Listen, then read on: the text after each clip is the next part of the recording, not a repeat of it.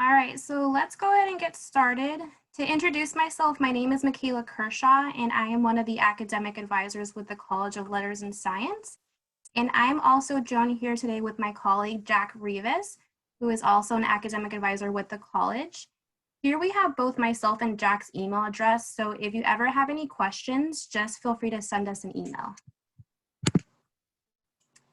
As for the agenda in today's presentation for Beyond the Basics and the FYI series is first and foremost major exploration. Here we will go in a little depth about the process of either declaring or changing a major, adding a double major and or minor, as well as whether or not your current or intended major is the best suited option for you. Additionally, we will briefly discuss research and academic opportunities, the resources on campus, and last but not least, end of term considerations that might be the best option for you while we come to the end of fall quarter. So with that being said, we'll have Jack here get us started. Good afternoon, everybody. So major exploration is not just for those who are undeclared. Many people come to us with a declared major, but for whatever reason, really decide early on that that's not the major for them. Also, we have both freshmen and transfer students here, so it's not ever too late, really, to think about your major. Remember that you have quite a few units in order to graduate, and your major and the general education requirements will never add up to the number of units you need to graduate. So it's really important that you explore. There's over 7,000 courses that we offer here at UCSB. There is not a singular path or right way to finish your degree. It really depends on what you want to get out of your educational experience. We don't normally expect everybody to know exactly what they want to be doing or even why they want to be doing it. So really talking to an advisor about your specific interests, your goals, or simply put, what do you want to accomplish during your education here? Changing majors is very common. I myself did it twice formally. There's informal and formal changing of the majors. People change their ideas all the time. It's also okay just to come to school to educate yourself. I know with my particular internal family, both my wife, myself, and both my son and daughter are all UCSB alums, and we didn't come to college with any particular direction other than to educate ourselves, and that's what we ended up doing. We also want you to make sure you connect with all the various resources, like other academic departments, the Career Center, so that you can help shape what you want to get out of your educational experience.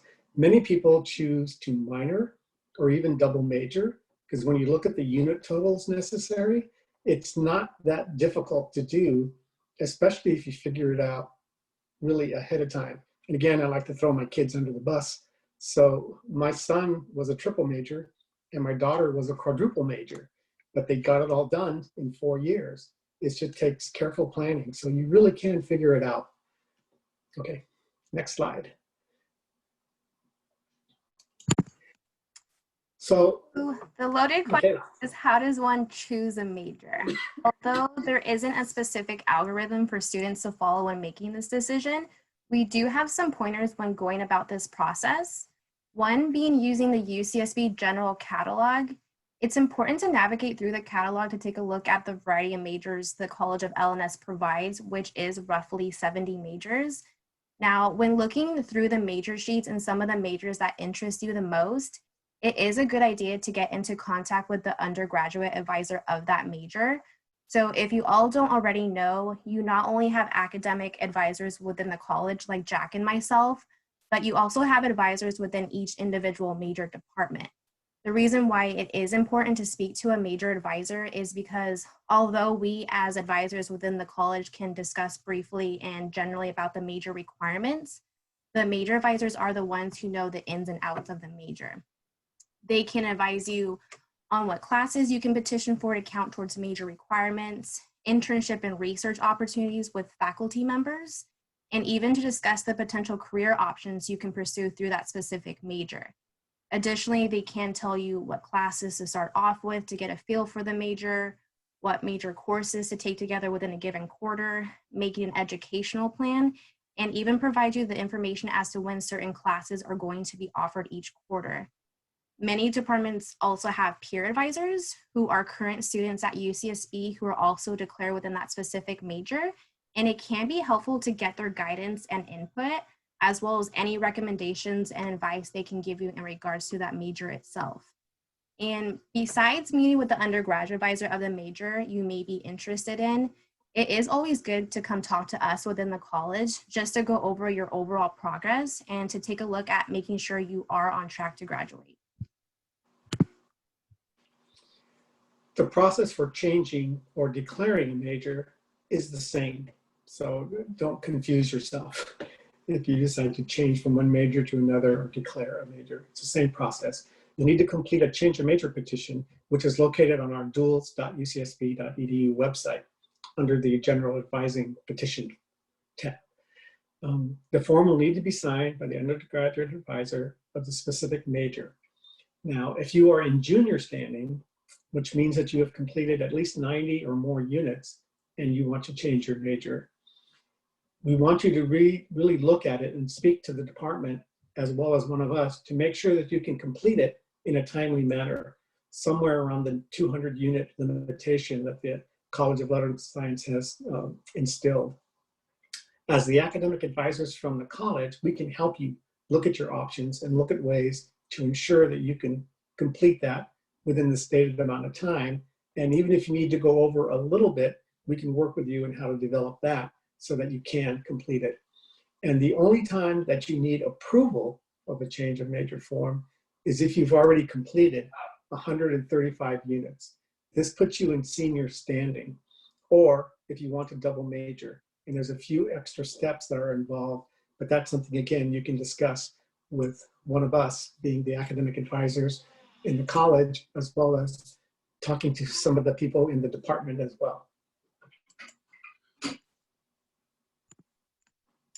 All right, so in terms of double majoring, especially for students who have more than one strong interest, a double major might be a great option for you. UCSB does allow students to pursue double majors as long as they're able to finish their degree requirements without exceeding the 200 unit limit.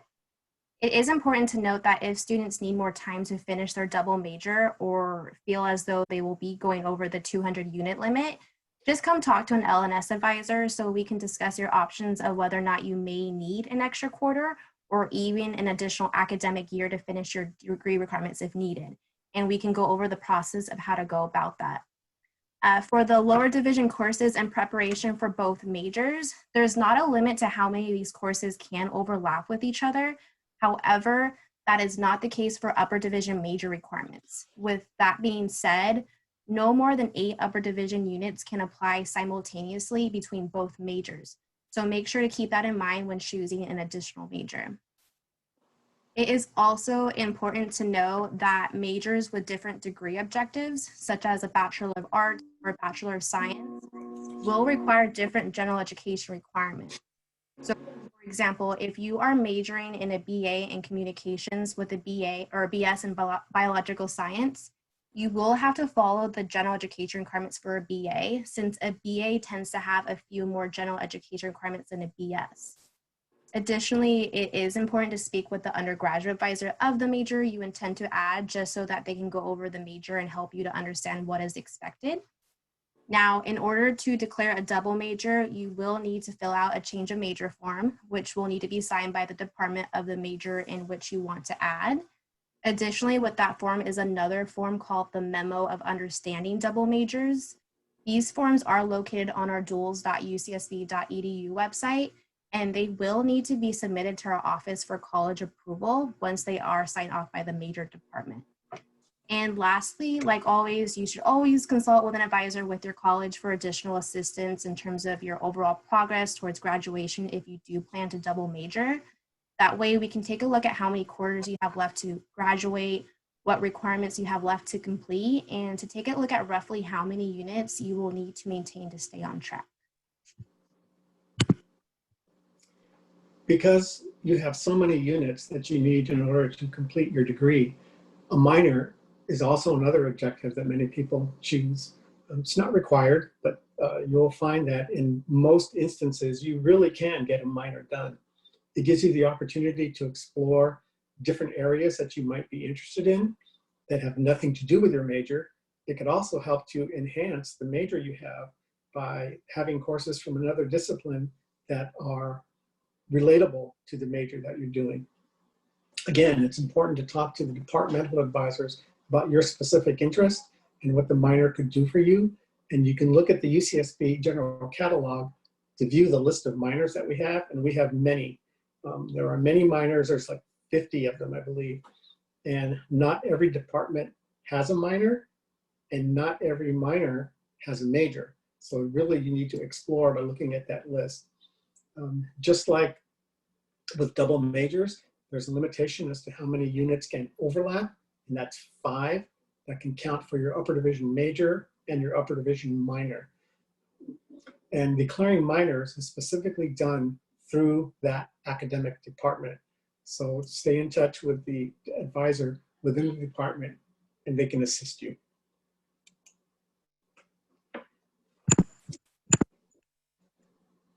So here is some insight on deciding if you may be in the wrong major. Some considerations when making this decision are things like you dislike your major, but you think it's too late to change it.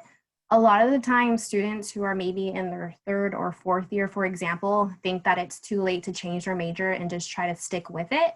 But if you find yourself in this situation, just know that it's never too late and there are options for you. Just come talk to us so we can discuss and map out a plan in order for you to change into a major that is more suitable for you. Other reasons that may show that you may be in the wrong major is you're in a major that makes your family happy, but it's not something that you're necessarily passionate in. You have lost sight of why you chose your major in the first place. You think your current major is the only path to the job you want. And to touch base a little bit on this one, I get students all the time who think that they have to pursue a specific major in order to get a certain career, which usually is not the case. Most employers truly want to see more so that you have a bachelor's degree. Now, depending on your career choice, some employers may have a preferred major, but generally speaking, if you have a career in mind and you're not sure if you are in the right major, we recommend career services. They can help you determine the different types of majors that are related to your career choice, as well as what you can actually do in a particular major and the careers you can pursue within that field of study. So just keep in mind that you will excel more with the skills you develop in a major you actually enjoy being in, and it will increase your lifetime earning potential in the long run. And lastly, other reasons that you may want or may be in the wrong major are that the books and material required for your classes do not appeal to you. You dread attending your major classes, and your GPA is lower than it should be, and you are struggling in your major courses. All of these are considerations to think about if you feel you resonate with either some or even all of them.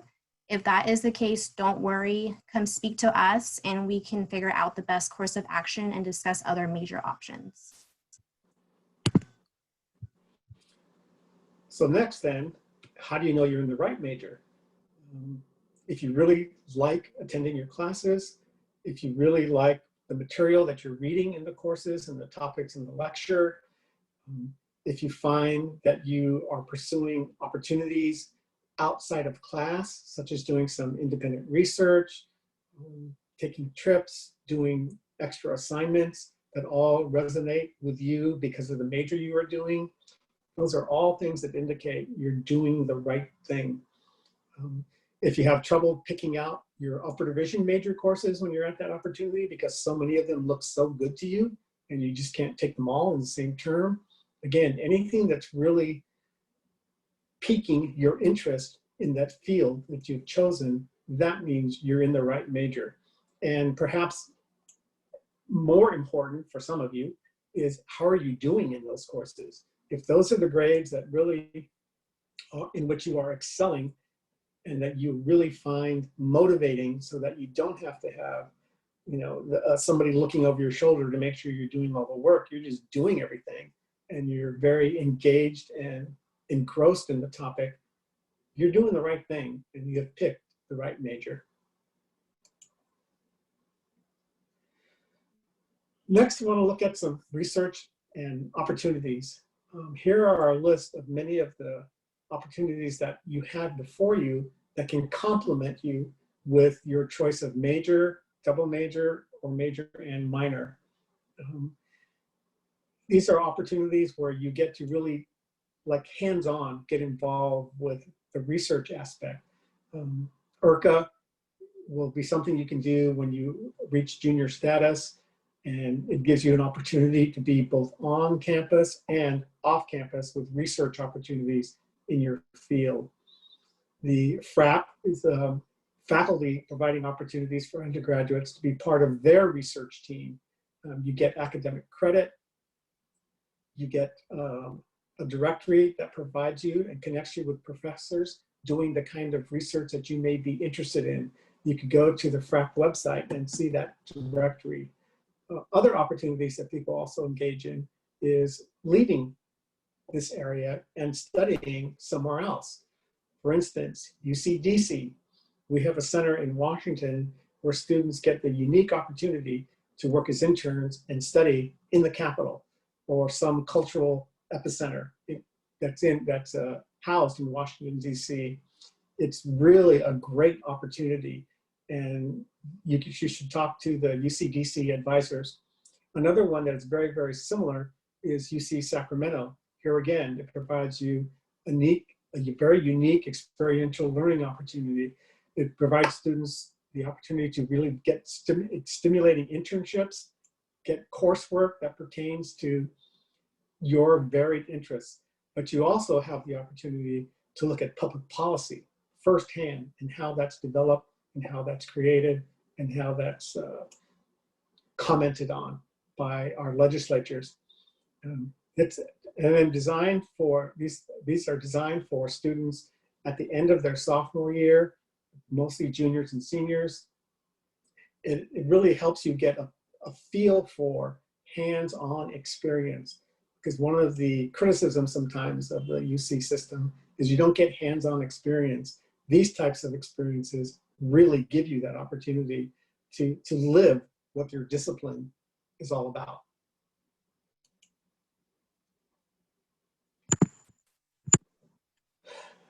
So, did you have anything to add, Jack? No, go ahead. So considering that fall quarter is coming to an end shortly, we wanted to briefly discuss some end of term considerations that you may want to think about depending on your current situation so far in the quarter. As advisors, we know that things happen, whether that be inside or outside of school, that are out of your control.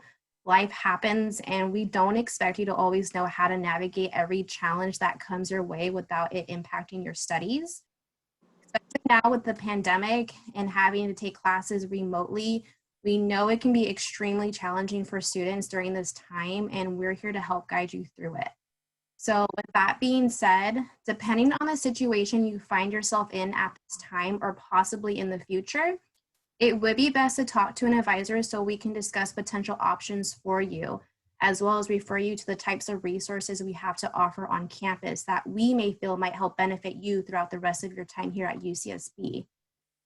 So again, depending on your situation, we can discuss potential options such as completely withdrawing from the quarter. Keep in mind, students still can withdraw from fall up until the last day of instruction for the quarter. You do need college approval, so it is important to come speak to us to see if this is the best option for you. As for late drops, since the leniency period of requesting late drops was November 20th, which was the grading option change deadline, if you do feel as though you want to still petition for late drops, we do recommend discussing with an advisor first to see if your request is something that could be approved by the dean.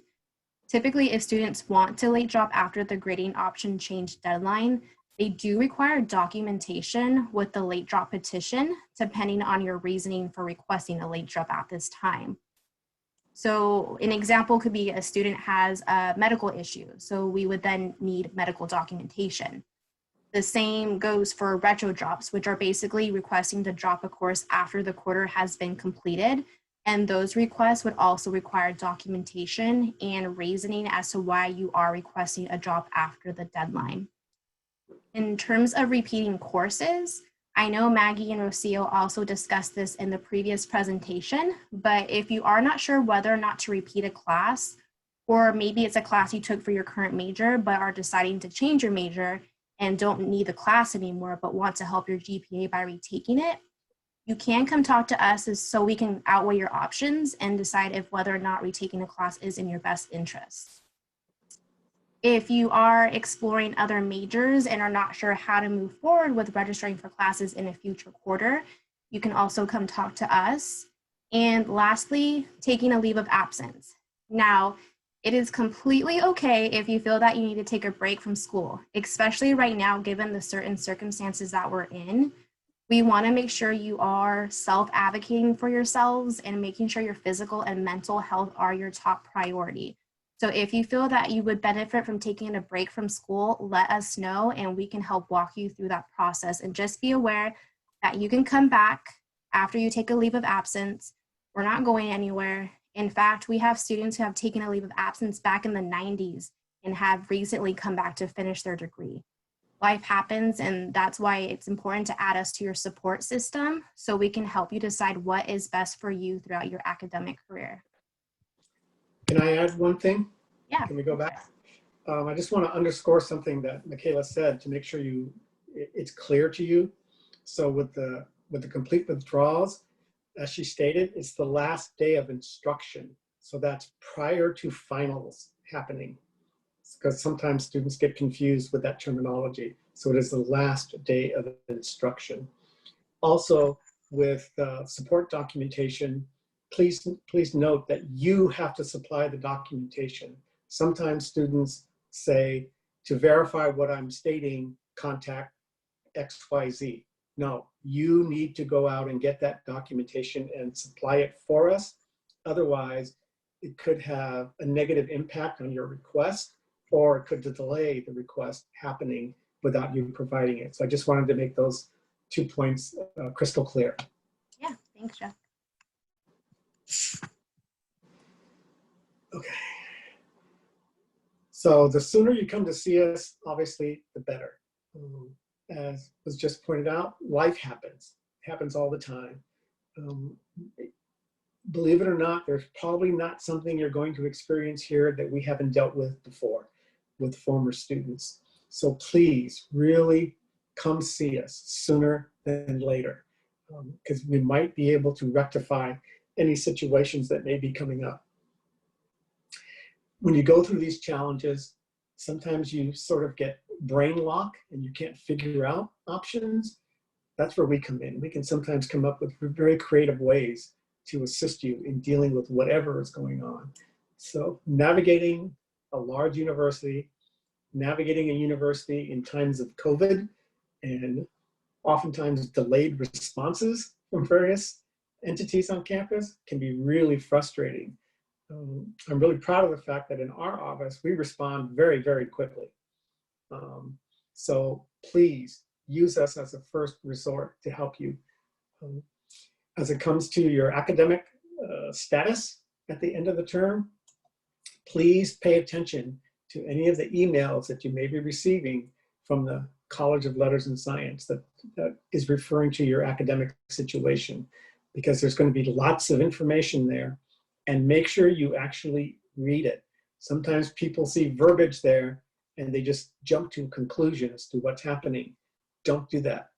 Read the entire email. Contact us if you have questions regarding that email, and we will further attempt to clarify what is going on and what you need to be doing as a student to ensure your continued enrollment in school. So if you're someone who might be in that situation, take a look for that email and be prepared to get in touch with us if you have any questions.